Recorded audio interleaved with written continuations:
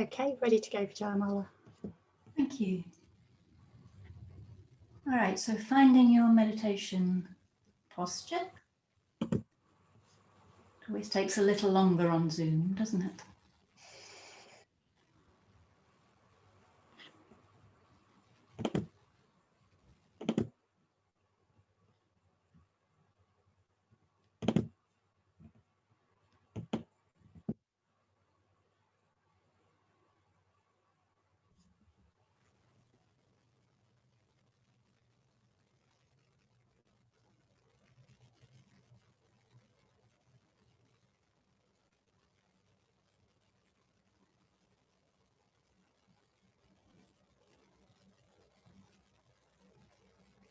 A really good connection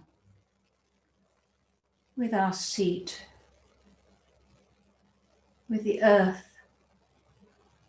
that's supporting us.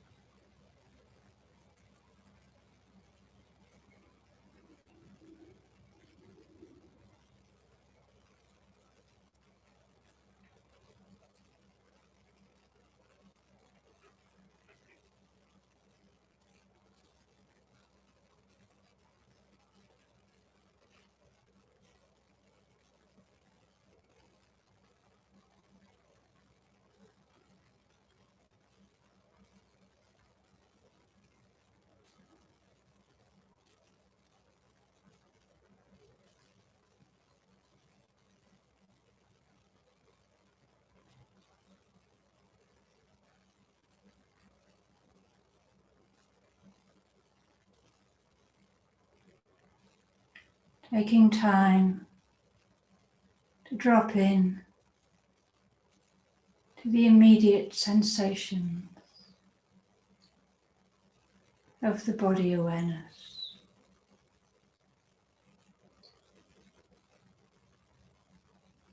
Feeling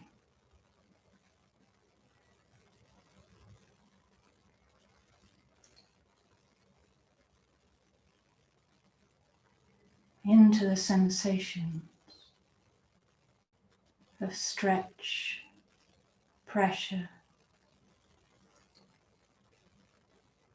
the sensations of the skin,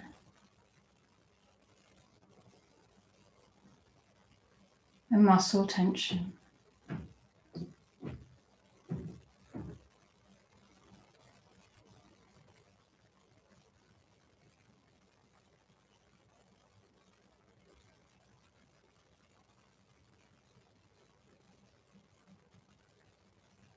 Letting gravity help to shift the attention downwards.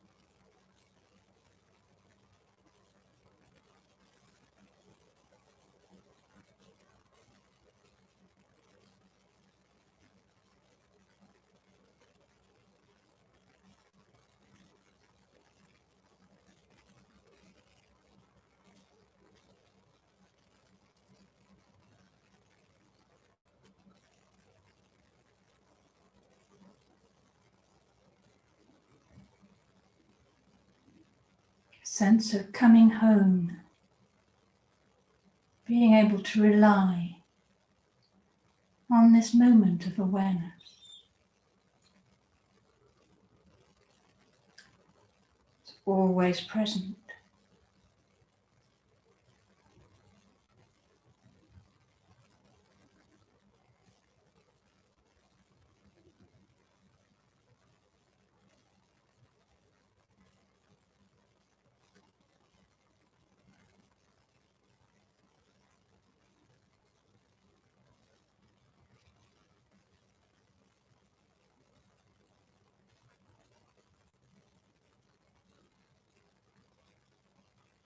We can really release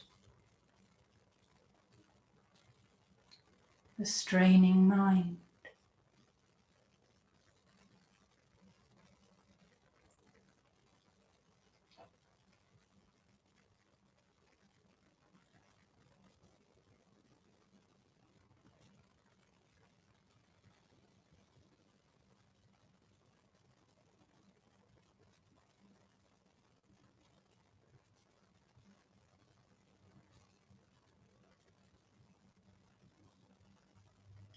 Allowing the heart and mind to settle.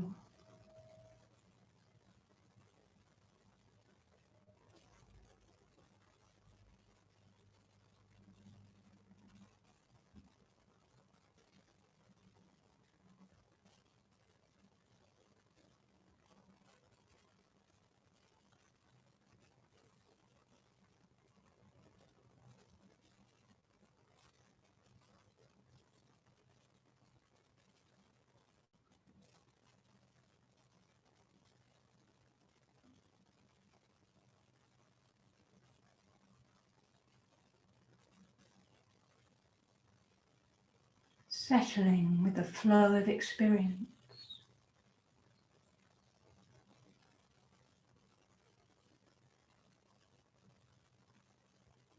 Deeper into its mystery.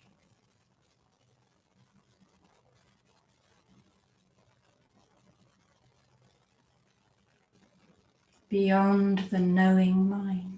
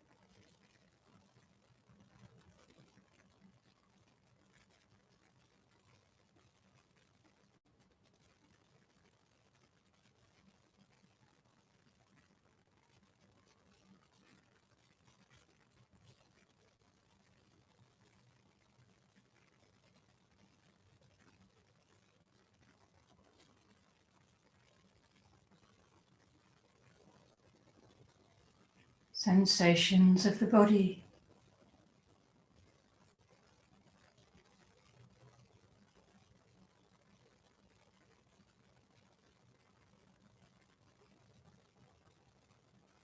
The stretch of the skin. The weight, pressure on our seat.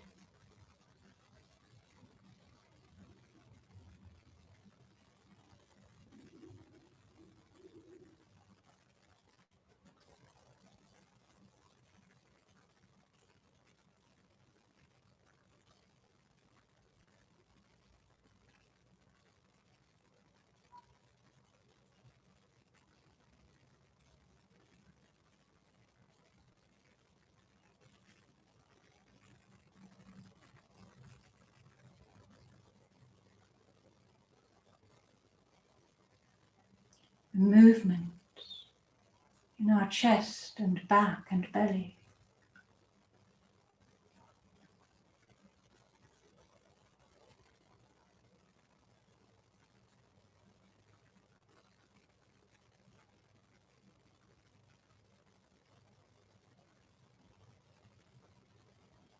Clearly distinct.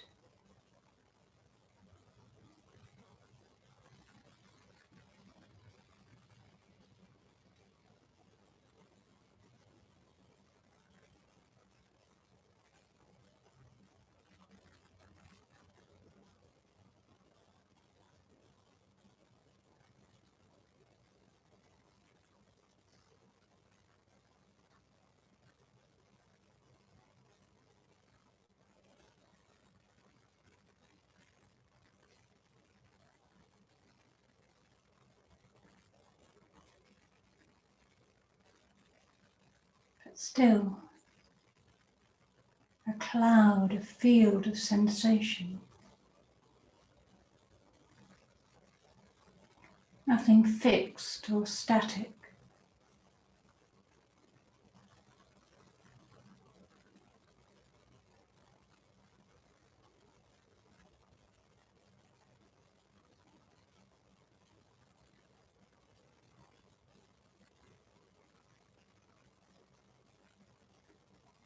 Can't find the breath,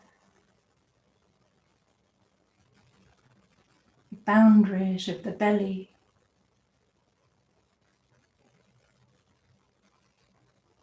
in sensation.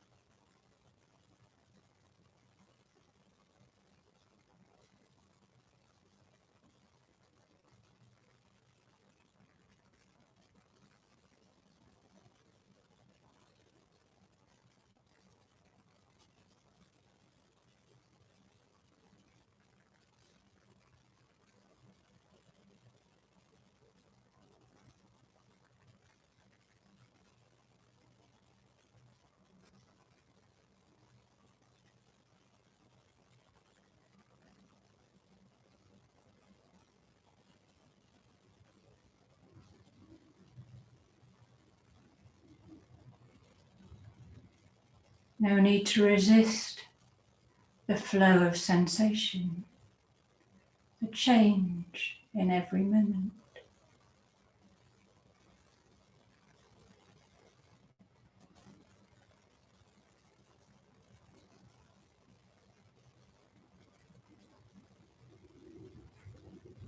The sensations of life, vitality,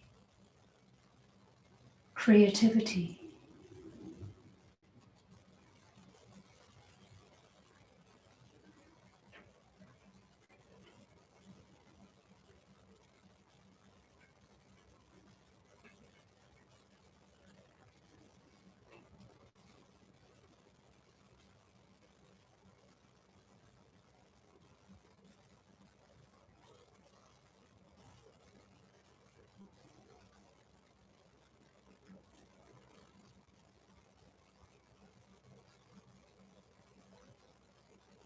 At ease, letting go.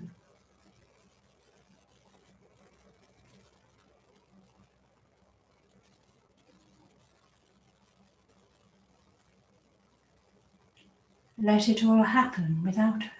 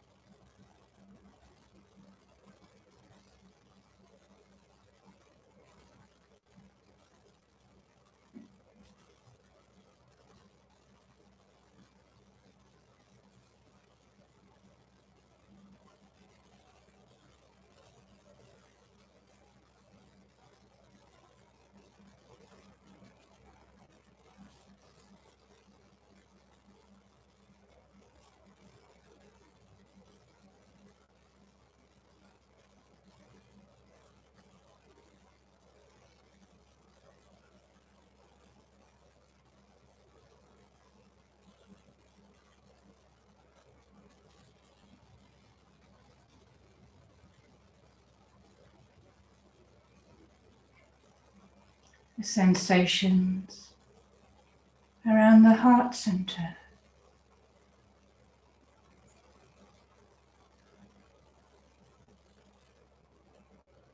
area perhaps of more intensity, more activity.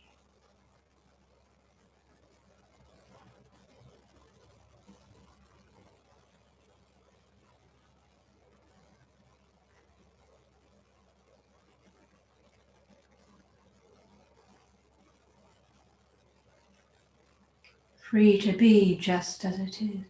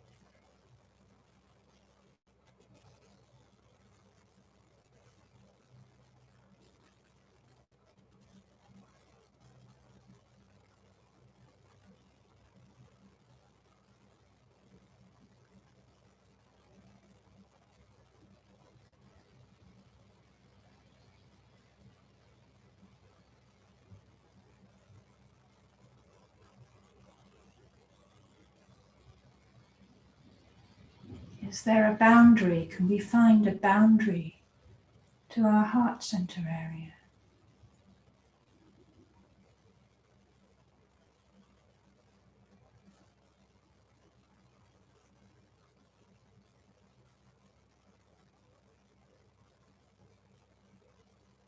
The sensitivity and well-wishing that we feel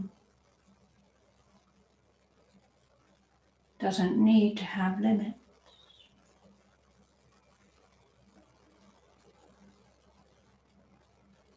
If we're not squeezing or fighting, it's free to breathe, to open, to extend.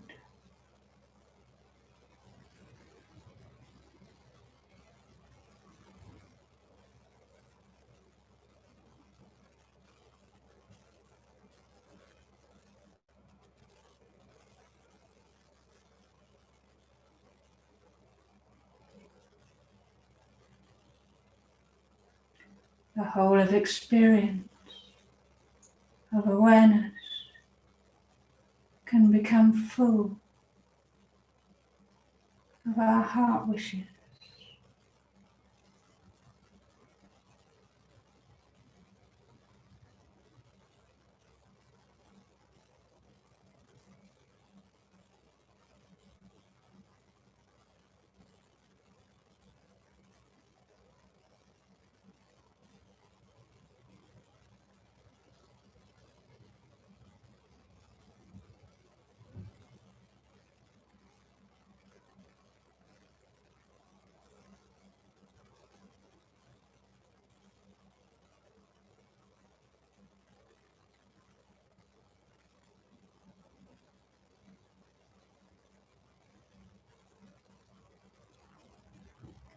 Sensitivity and well-wishing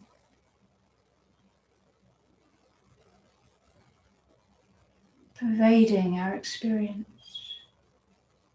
radiating outwards.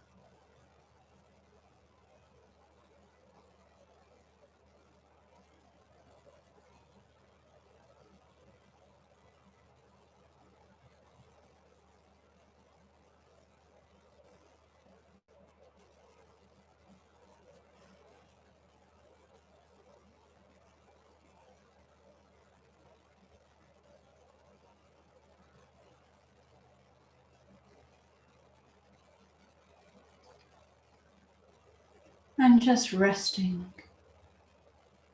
to end the practice.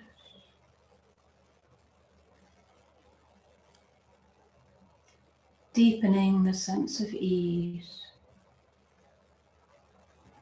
nothing to do.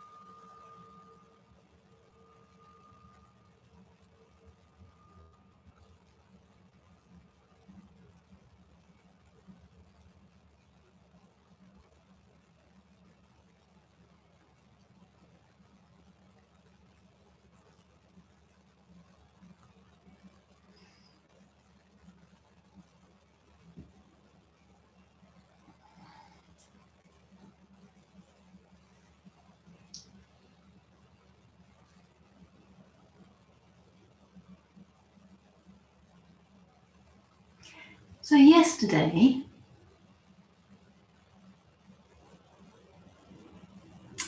we were exploring our motivation to practice.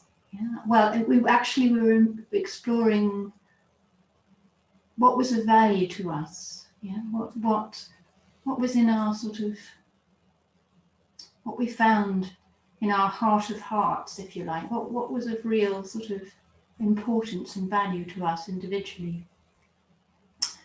And today, I want to link that a bit more to the practices we choose to engage with to our meditation practice, so that it can actually help to deepen that journey. So just to check that people did get a sense of, it's an ongoing exploration, and that sort of sensitivity, you know, hopefully you can engage ongoingly with a sort of dialogue in a way with what's meaningful and valuable to you. But were you able to get some sort of a feel for that? Good, good. Any clarifications on it? Because it's quite important that, yeah, we have a clear sense of that, of the possibilities of that, I should say. Yeah. Okay. So, yes. Well, here we are on a retreat on the monkey mind, and you know, we're looking at what happens when it's actually quite difficult to engage in our practice, or it's not working for us for whatever reason. And that's why we're gathering our sense of what's important to us, because we're going to need it. Yeah. I suppose I'd ask you the question, when you sit down on your cushion to meditate, do we really believe that spending time on the cushion is a helpful activity? Yeah. Do we really believe when we sit down on the cushion that, you know, in the context of all the demands of our time and our attention, that that it's really worth spending this half hour or whatever it is on the cushion? Yeah. Because if we don't have a sense of that, yeah, yes. Is there a hand up, or are you just stretching there? Wendy, are you just stretching? Okay.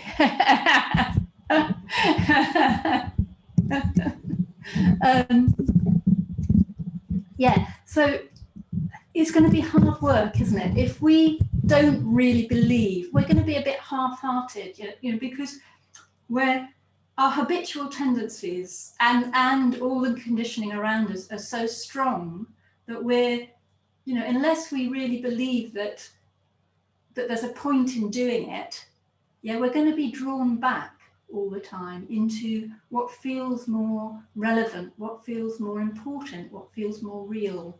Yeah. So we can use the heart wish to sort of balance the pull, if you like, of all that worldly conditioning, and to bring us into a deeper relationship with practice on the cushion. But to do that, we need to link our heart wish with what we're doing. Okay. So what we believe we're doing has a very strong effect on what will arise. Yeah, does that make sense?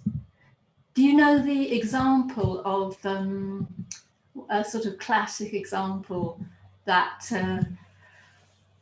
is often used? It's the process of well, okay, so I'll tell you the story. So there's this man or woman, in our case maybe, who's walking along the street, and she sees someone with a pile of bricks and some mortar by the side of the road. Yeah. And in fact, there are 3 people by the side of the road with this pile of bricks and this mortar.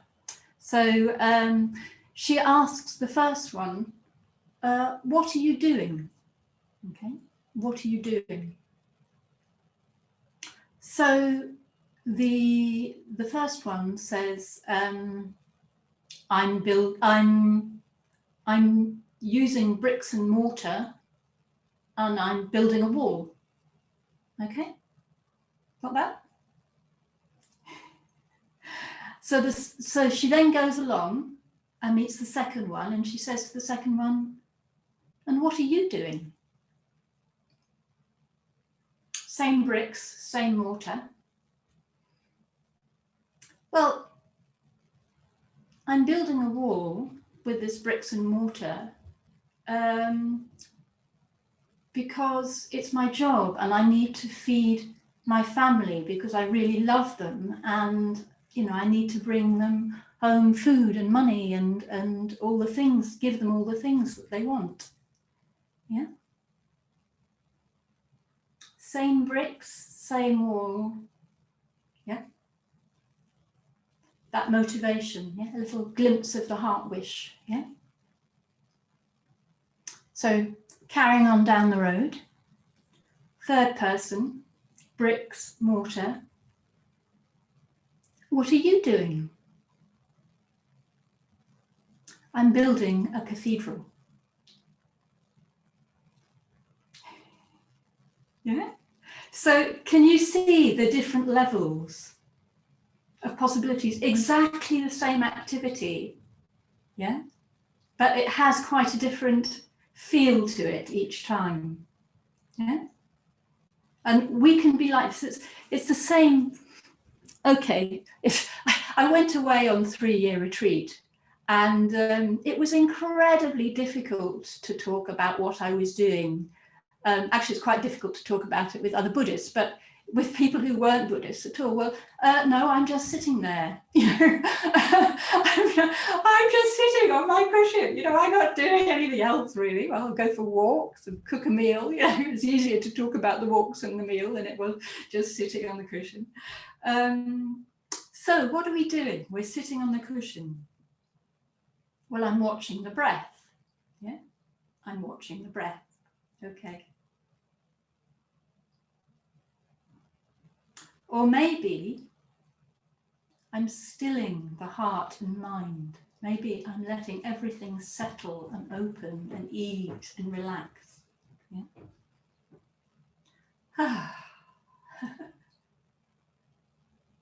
Or maybe I'm discovering the mechanisms which keep that in play, those habitual tendencies that cause suffering to myself and others, yeah, and inhibit our freedom, yeah, and our creativity. Exactly the same activity, yeah, sitting with our breath, with the sensations in our body, yeah, but what we think we're doing, yeah, has a really strong effect, because even if I've got the really helpful desire to settle and still my mind, yeah, great, we need that, yeah, but it isn't, for me anyway, it isn't enough, because I can still my mind, yeah, but then I get up and I get involved in a difficult conversation and my mind's all over the place again. So I have to keep coming back and stilling my mind, going off, sorting out, actually what what I want to do is discover the mechanisms that create those habitual patternings. Yeah. I want real freedom for myself and others. Yeah. And stilling the mind is going to be a very essential, strong part of that process, but it isn't for me the end goal. Yeah. And with that broader perspective, then I can be open to, okay, well, is what I'm doing now, is that actually, helping? So yes, okay, so my mind may not feel very still at all, but actually I'm learning a bit more about how it does operate when I push it, or when I'm not sensitive to it. Yeah, I'm actually learning, so I'm happy to be learning. I'm happy to be in that learning sphere because I'm learning about the mechanisms. Yeah. So actually, yes, if there's a loud noise, bring it on. What happens when I push it away? I don't want it. What happens when I start the story coming in about, the cat's got the mouse again? Yes, that's tragic, that's horrible, but what am I doing? How can I be with that with more perspective? Yeah, that's more interesting to me than the simple act of stilling the mind.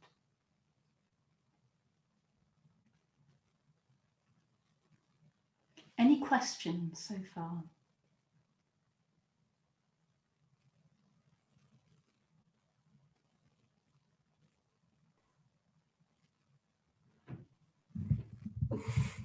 Hi Vijayamala. Where are we? Erica, hello. Hi, Erica. Hi. It's a really short question Hi. at this point, because that was kind of what I was engaged in the sit we just did. Mm-hmm. I'd appreciate you saying something about how we hold that with perspective and not get despondent when we see just how fast or how embedded these processes are. Yeah. Yeah. Very good. So are we all clear on the question? Yeah. Wow.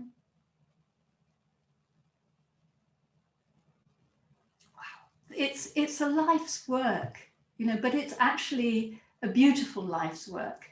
Yeah.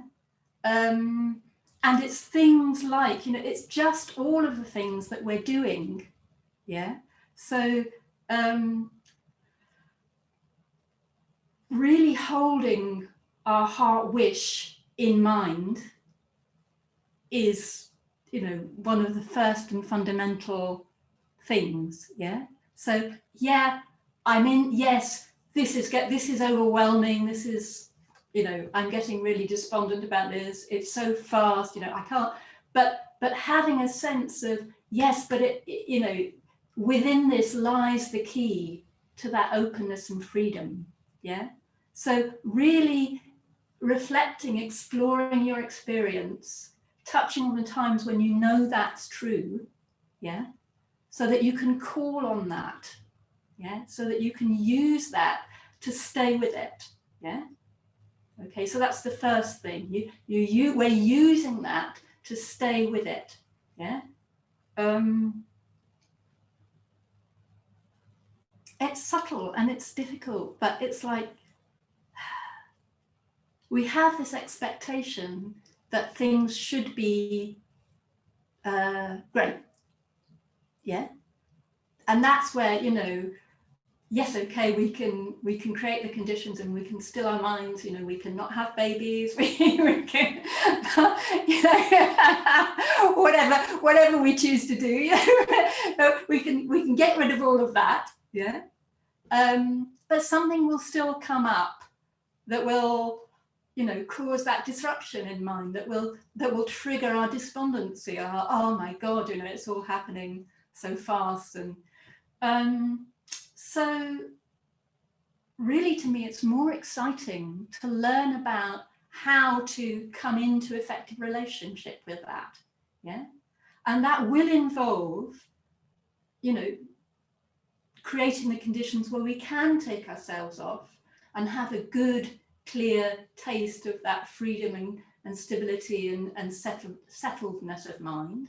That's so you've got the heart wish, you've got the you know, the taste of that stilling, so that you can create more space and openness in your life. So times, even moments, but we can tune into moments when that's happening as well. Yeah.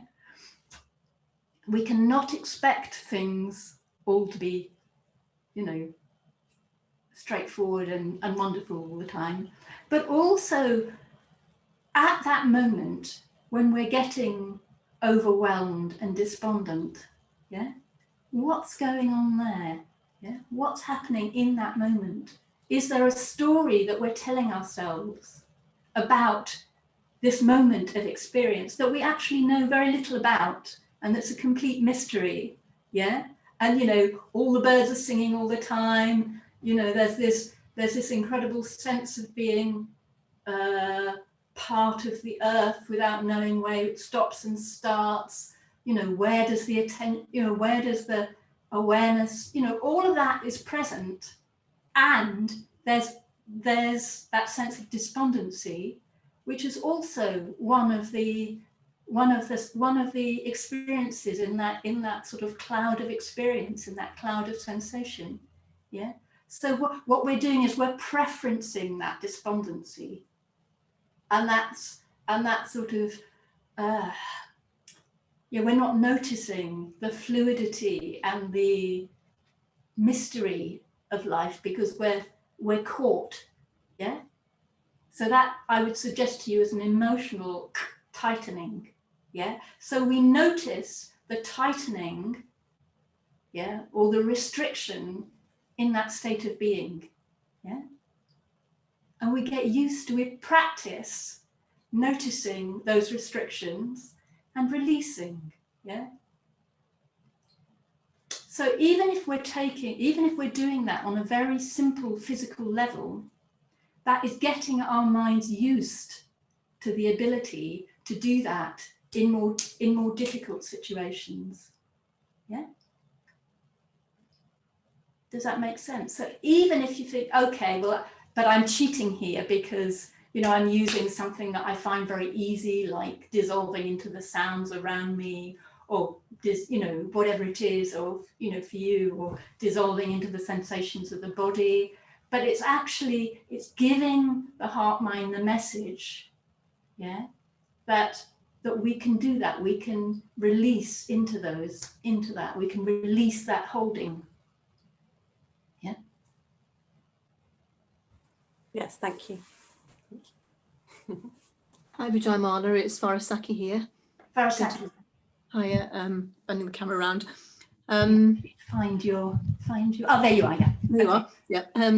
So I was thinking about heart wish, connecting with what is it, the juice of vision. How do we keep feeding, keep vision alive? I was thinking about the Noble Eightfold Path specifically. Yeah. Without vision, how can we have transformation? How can we keep engaging with those stages along the path if we don't really keep vision alive? So whenever I'm on a retreat with you, I always. So that's the heart. Yeah, exactly, and that's how I see it. Really, that's the point of it. And and for me, the heart wish changes according to the conditions at the time. So each time I've been on retreat, connecting with the heart wish, it's slightly different because I'm in a different place. Yeah, and that's really important. Otherwise, I could see it as a goal rather than a vision. The heart wish can turn into a goal. If that makes sense. Yeah. It's very flexible, but that's good. You've noticed that we're on the third noble truth here, aren't we? Yeah. We're on. Okay, we've got suffering. We've got that closing, that tension, that craving that's causing the suffering, and we've got the possibility of being free of that. And we need in some way to connect with that possibility of being free of that. Yeah. So yes, it's the third noble truth.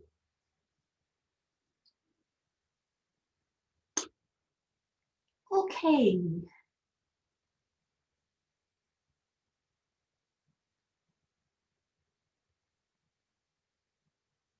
So is it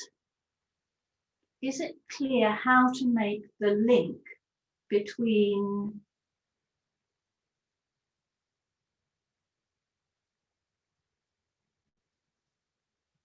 our heart wish and what we're doing on the cushion? Yeah.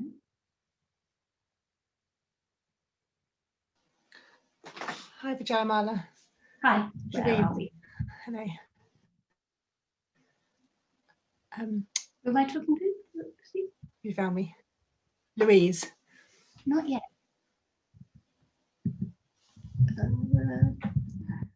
It really screams like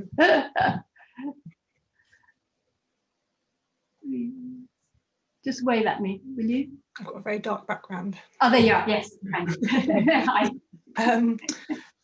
Yeah, I mean, I'm really clear on a conceptual, emotional level what the relationship is, from what you said. But on a practical level, what I find is I find it very easy to sit on the cushion, and then the bit of me that's sat down on the cushion has done her job, and then another bit of me needs to meditate or something, and that one doesn't want to. So I just wondered if you could say something a little bit about almost the more practical process of bringing that to the fore. I mean, I can think of some things, but it would be really helpful to have your. Yeah. Now, that was actually what I was going to come on to. I think. Tell me if this is not what you know. Tell me later if this is not covering your questions and concerns. But okay, so we've got the motivation to do it. We've linked with the possibility that our practice could explore our heart wish or open our heart wish more, but how do we actually make that happen? Okay. So at this point, there's a sort of gear shift required. Yeah.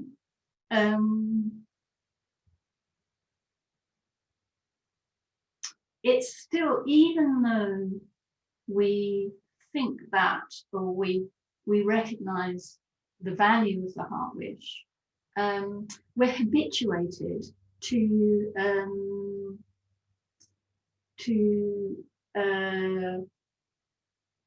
and it's more immediate, it's more in our face, those demands and pressures of everyday life, yeah? And we're habituated to thinking of them as real and significant and important, and the meditation as somehow, well, it's not as tangible, is it? It's not as, it doesn't give us the same immediate sort of kickback sort of response necessarily as our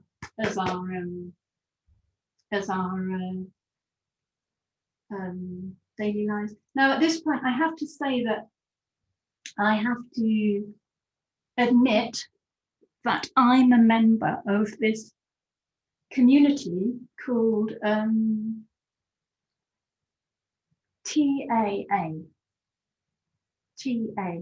just TA actually, TA, which is Thinkers Anonymous. Yeah. Have you come across this one? No? Any other members?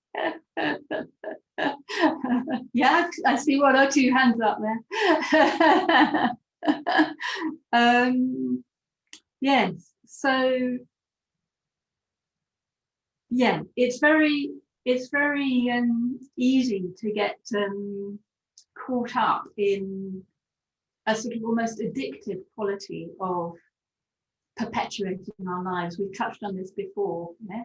And again, we've touched on the slogan of Thinkers Anonymous, which is, it's not the thoughts that are the problem, it's the addiction behind it, it's the craving behind it, it's the compulsion, yeah, behind it. So, but that compulsion to think, to create our worlds, can be very strong, yeah. So what we do is we approach our meditation. We were again touching on this yesterday, I think. We approach our meditation a bit like a to-do list. Yeah. So we have this sense that, okay, we're sat down on the cushion, and now let's tick off our meditation, because we know that it's it's a good thing to do and it'll have a good effect on us. So we can tick it off as having done something, and it's part of our catalogue of achievements, or another thing to feel bad about not having done. Yeah. And if we approach meditation with that mindset, well, it's just the antithesis to the sort of exploration that we've been doing, isn't it? It's that can you see how that mindset is almost sort of, it's bringing that sort of squeezing, that grabbing, that it's going to be like this, that control into the area, which it's not about that. Yeah. So alternatively, what can also happen in our busy lives is that we can be doing this. Do you remember this plate spinning activity? We can be sort of keeping all these things in motion, yeah. So that when we get on the cushion, okay, we let the plates drop, but we flop, yeah. We're exhausted, yeah. So we're flapping, flop, flopping, yeah. So there's no vitality left, yeah, to be present, to be aware, to be alive and dynamic on the cushion. Yeah, it's all flap, flap, flap, flap, flap, flop. Yeah. So we need to create the conditions. Yeah, we need to create the conditions so it's not like that, or at least not expect it to be different to that. Yeah, it's like actions have consequences. So, you know, for me, I mean, you know, I sometimes am in that situation where I've been going at something and then I stop and I flop and I wonder why I'm falling asleep. Yeah, well, it's obvious why I'm falling asleep. You know, I'm shattered. so that's fine. So okay, so you know, engage the heart wish. Well, where am I now? What does this state of mind need? How can I listen to this? How can I bring in some gentle stimulation that isn't going to be overstimulating, yeah, or understimulating, yeah. The other thing that happens, of course, is that you sit down on the cushion, you stop all the activity, and everything goes very dull and blank. Yeah. So it's stopped, but it's like there's nothing happening. It's boring. It's dead. It's not alive. Yeah. And the mind is a dynamic, moving sensate. You know, where this incredible sort of play of sensational activity, and that, you know, but all we're experiencing at that moment is this sort of dullness. Yeah. But what we do is that we then say, we label our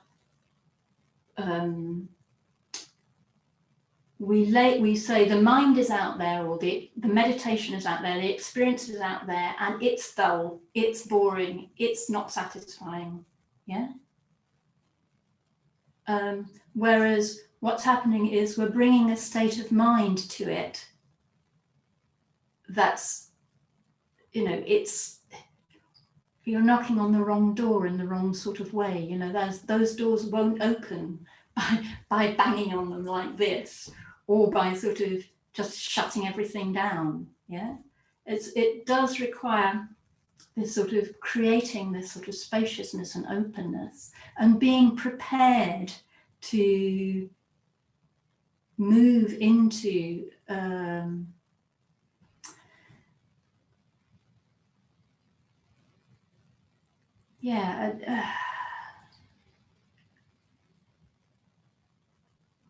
well, having the confidence actually that we can let go of those habitual ways of being, and that we can explore and learn, because we'll have to learn, you know, about different ways of being. But there will be times when the transition might be a bit bumpy and it might feel a bit dead. Yeah. So it's like, oh, okay, well, I know that the mind is actually, you know, not a static, dull thing. So what's going on here? And can I see those sort of, can I find those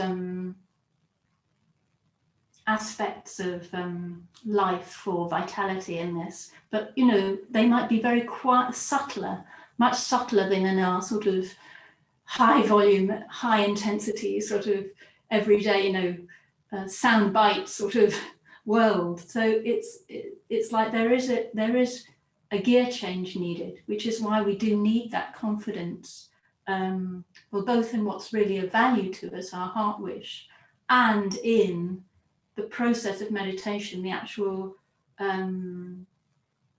process of practice, that the practice will take us into that territory if we allow it to. Yeah? Do you have further questions on that? Is there more on the practical side you want to go into? That's really helpful. I think the concept of the gear change is really helpful, and just sort of honouring that and acknowledging that is going to be needed. And it may well fit. I was just thinking the ways that I know to do that. It may well feel like for a bit you're a bit. Okay. Because it may well feel like there are times when you're a bit of a sort of rabbit in headlights, you know, it's sort of like you're changing gear, but whoa, you know, it's all gone dead, you know, is there anyone out there, you know, sort of, and that just, it's a leap of trust, really. And I mean, that's the stage where we've seen the footprints, we know we want to do something, we want to sit on the cushion, but we haven't actually seen the results of practice strongly enough to know our way fluidly around it. And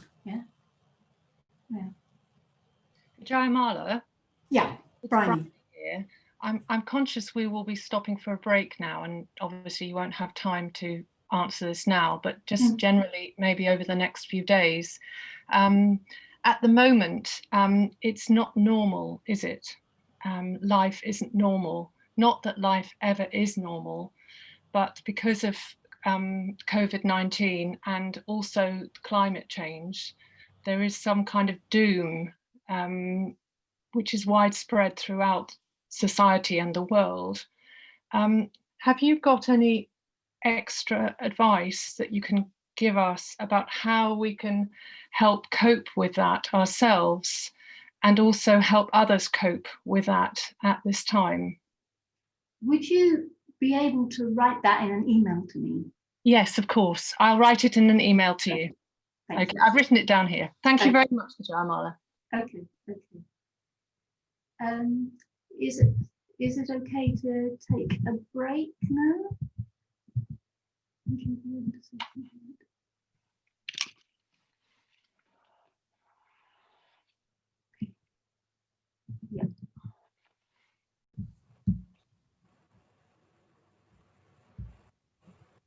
But I mean, the moment's rather gone now.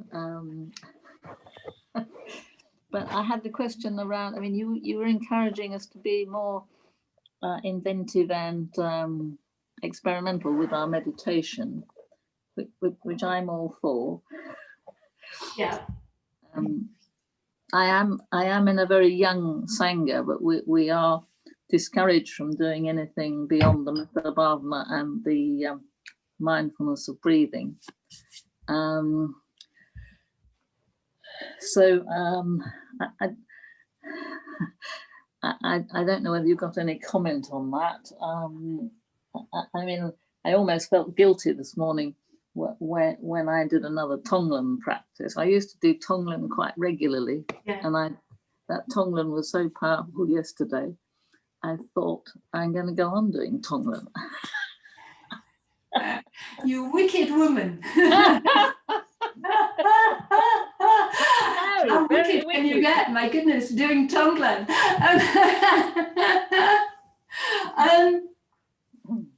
Well, yes.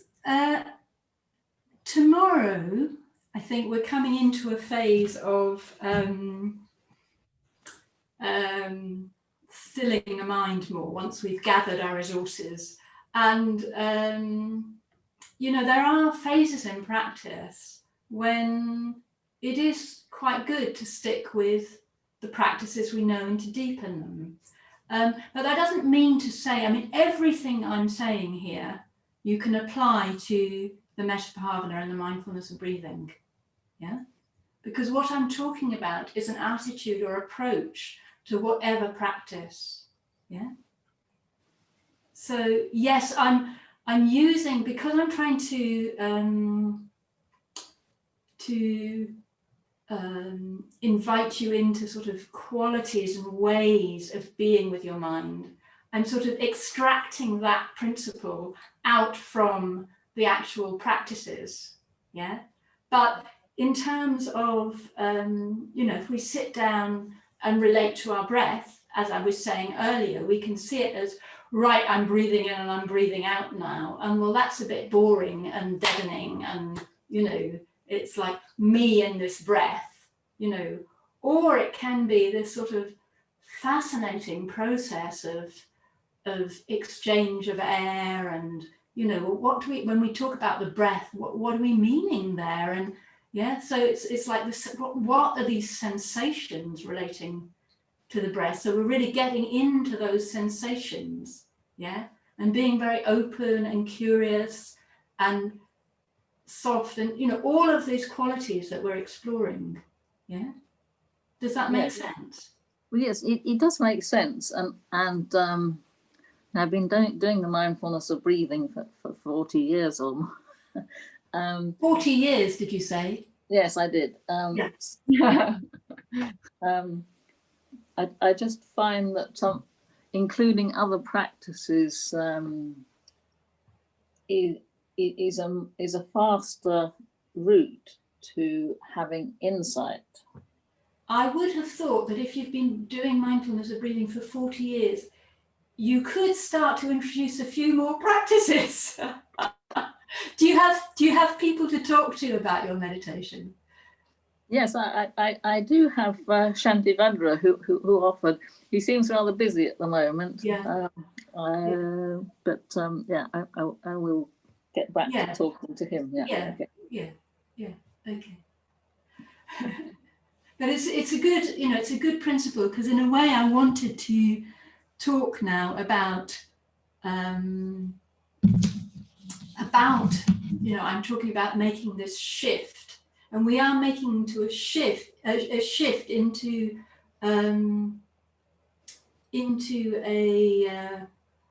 it's where the quality of the engagement is what's important, not the time that we give to it. Yeah. Does that make sense? It's the quality of the engagement. So it's not like, okay, now it's meditation slot, yeah? And it takes time to sort of orientate ourselves to that quality and open those qualities of practice.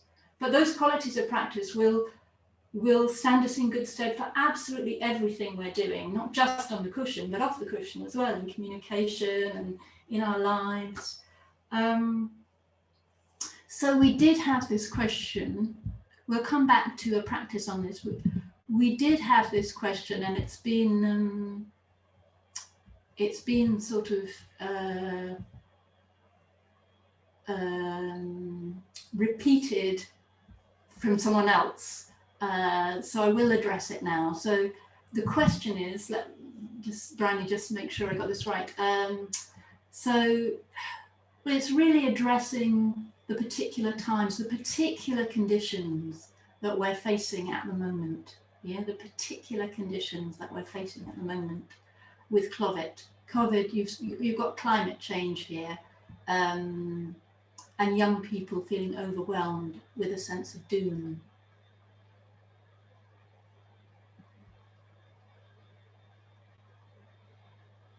So how can we deal with ourselves and help others to deal with it? We're talking about the extra layers of worry which could distract from the cushion. Yeah? So these extra layers of worry that could distract from the cushion, in a way, that's what we're on the cushion for, isn't it? To be able to in a sense, deal with or meet or be the best that we can in these sorts of situations. Yeah.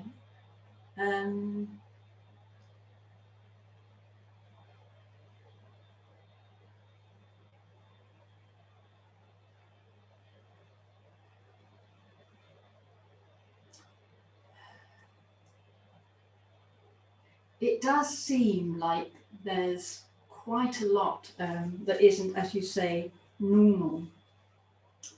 And yet you also said, I think, when you were saying the question to start with, you did put normal in inverted commas, yeah?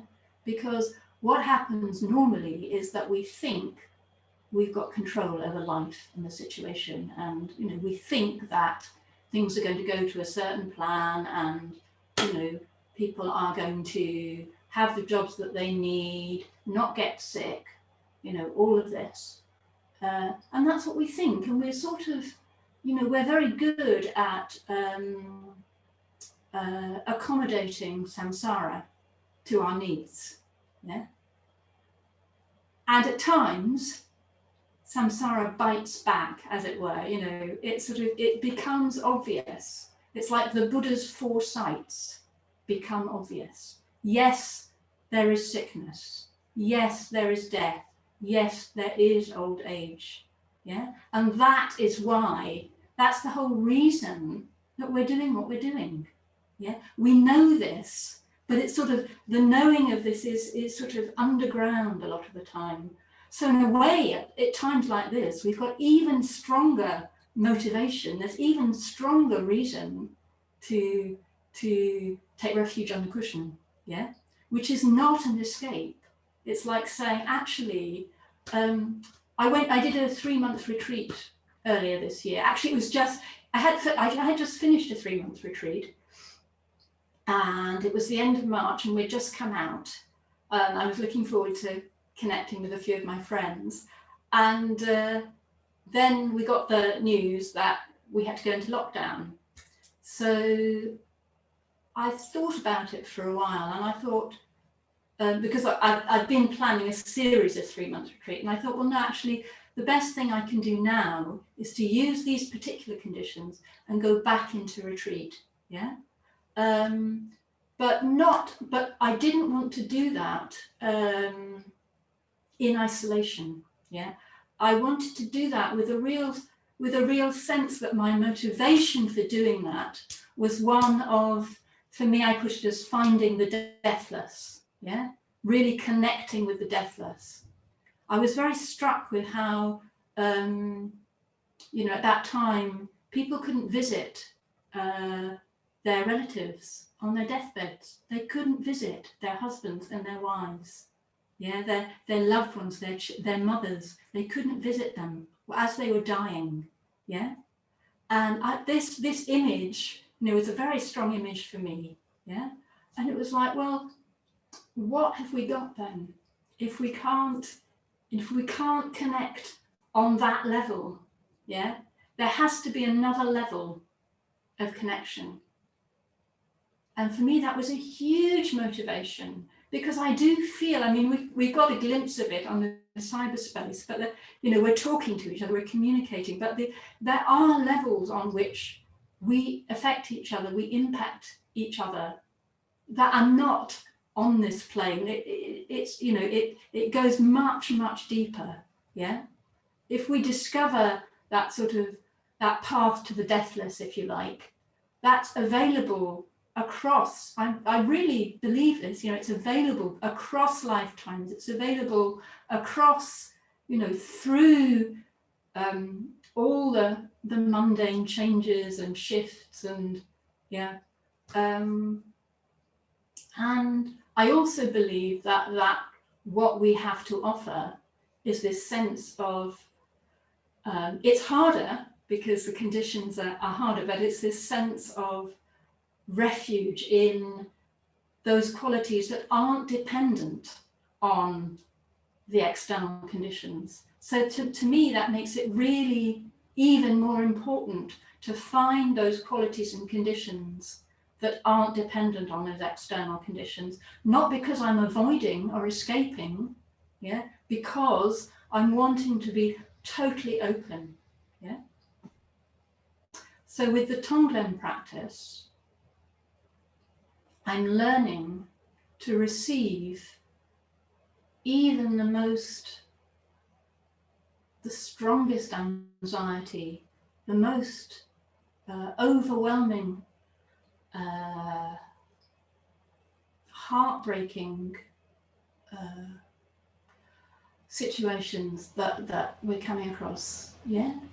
And I'm learning to see the nature of even those, and even give that spaciousness and freedom, because Analio's written about this. Actually, he's written a rather academic paper which I can put on Padlet, but I won't do that till the end of the week because it is quite academic, Yeah, but he's reminding us in this paper that compassion is not descending into, yes, it's feeling with, it's got that resonance, that anukampa, that vibrating with the suffering.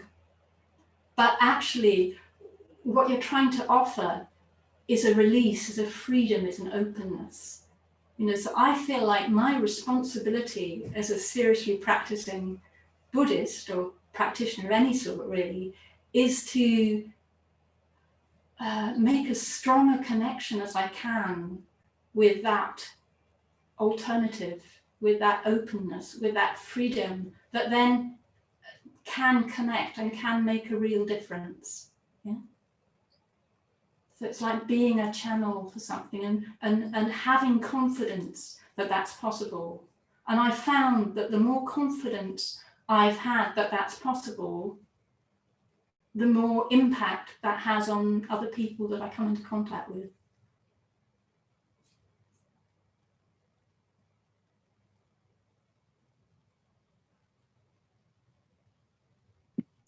Thank you very much. That covers it really well. Thank you, Vijayamala. Thank you. Good. Oh. It's emotive stuff, isn't it?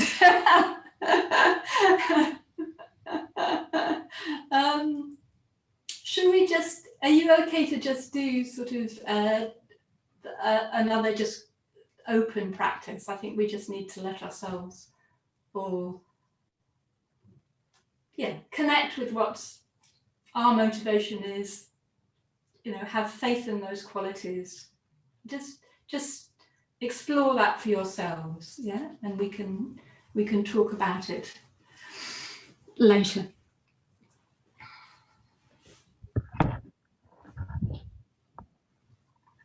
I've also, by the way, I've got a paper that I wrote with Vasantra a while ago on overwhelm and dealing with overwhelm, and I'll put that on Padlet too, because I think that could be quite useful. Yeah.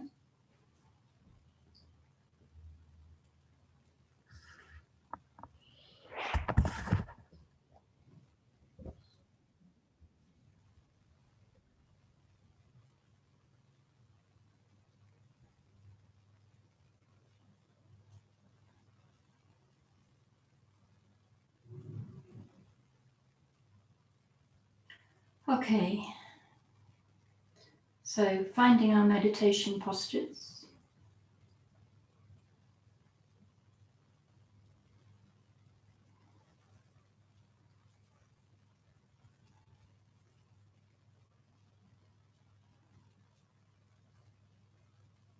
Really allowing for the possibility that our heart wish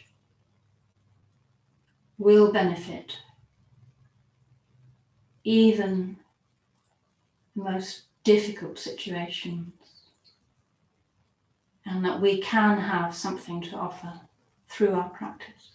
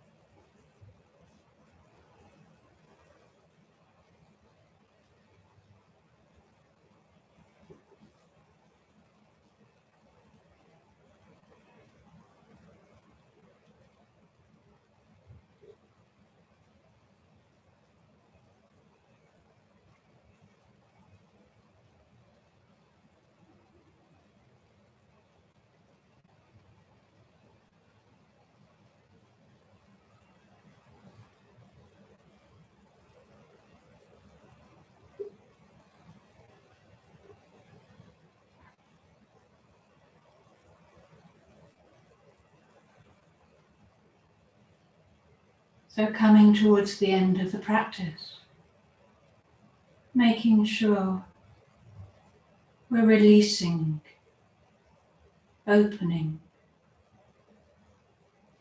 the searching mind.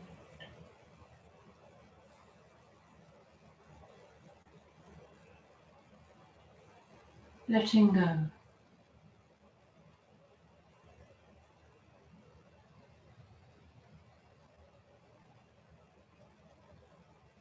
Trusting the power of our heart wish.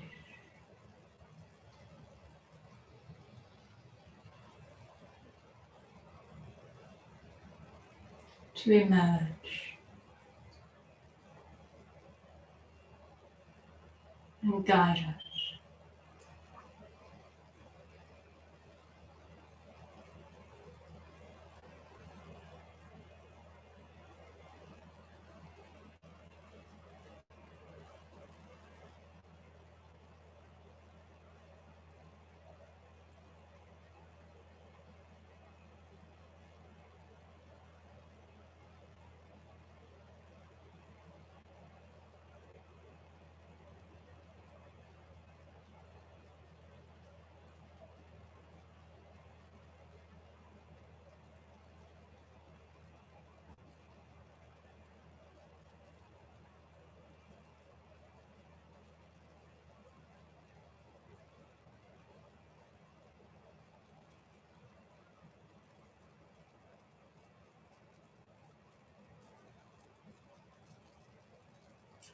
And to keep the flow going, we can dedicate practice in whatever way we want.